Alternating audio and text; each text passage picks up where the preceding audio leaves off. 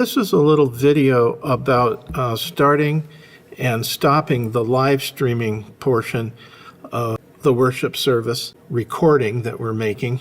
I thought I'd do this in order to improve the quality, at least in my mind, by having a regular process for starting and a regular process for stopping. And hopefully this would eliminate some of the extraneous video that sometimes we see in the live streams, such as when the slideshow operator is changing from the announcement slides to the worship slides, or at the end, sometimes we have extraneous views of the crowd chatting after the shalom song has been sung. They don't serve a lot of purpose for the live stream, but we could eliminate those by using a regular process. So for what it's worth, and this is just Neil Howard's way of thinking, since you're running the live stream, obviously you can do whatever you want. But I throw this out there for your consideration. Starting the live stream, we need to put in the stream information each time, and we need to put in both sections of this stream information and click on the Update All button.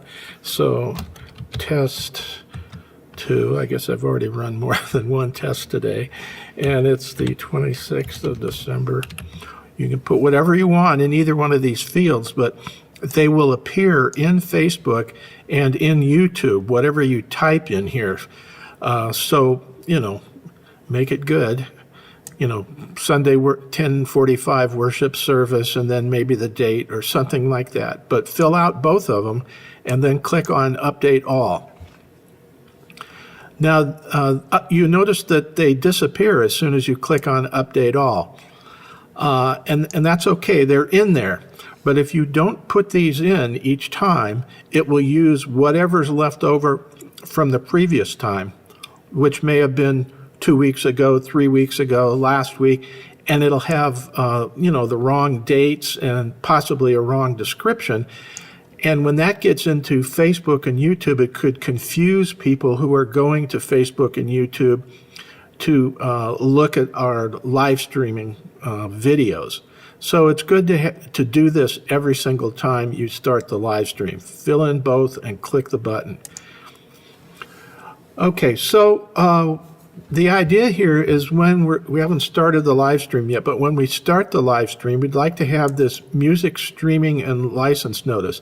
Previously, this was called copyright notice, but it has actually very little to do with copyrights. It's mostly permissions to use the music and stream it in a live streaming. And print the music in our bulletin and the words and whatever.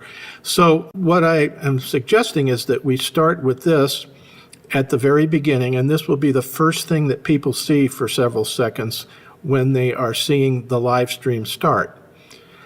And this is also the first thing that Facebook and YouTube will see when they get our live stream feed. So they'll have this right up front, and then we'll put this again at the very end, right before we actually use our separate copyright notice, and then fade out.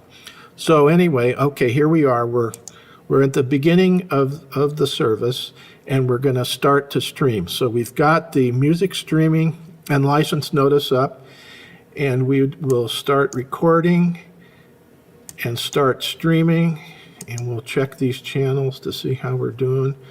We're sending out the video. Okay, we're connected to Facebook and trying to connect to YouTube here.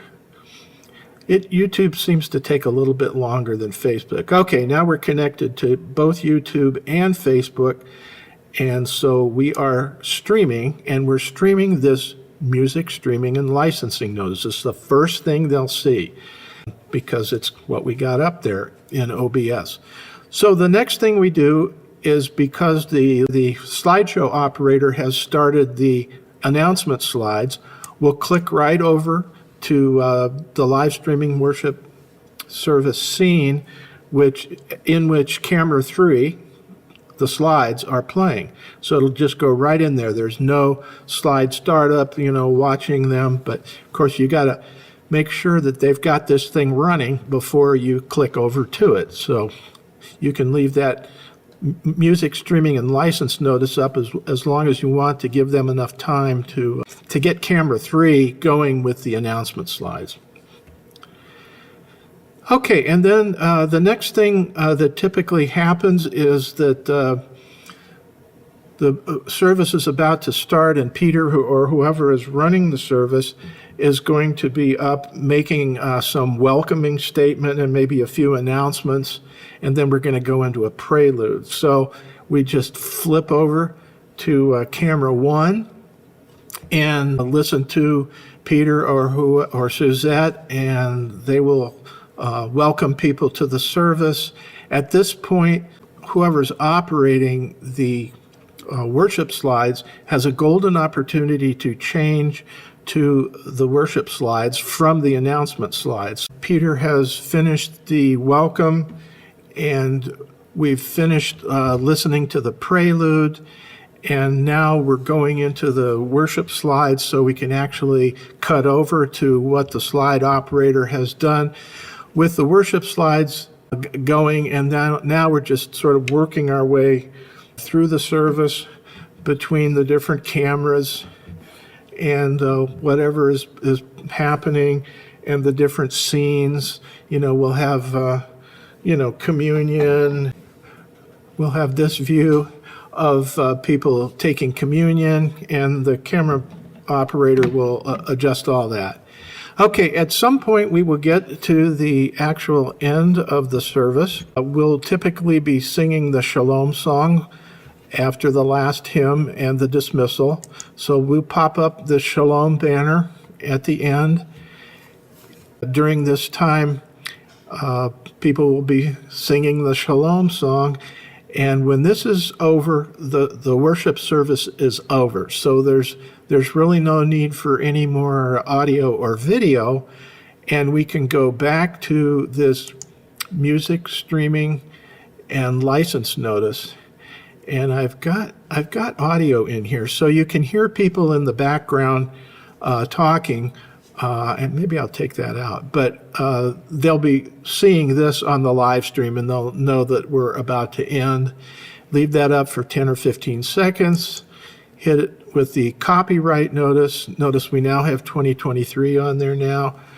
And leave that up for 5 or 10 seconds.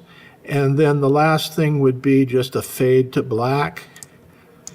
And then they know it's really over because there's no audio at this point. We can stop streaming, stop recording. And if we go and look in the public videos, we'll see that what we just live streamed, 5 minutes and 21 seconds of live streaming, has been captured as a file. This is what people will see on Facebook and YouTube.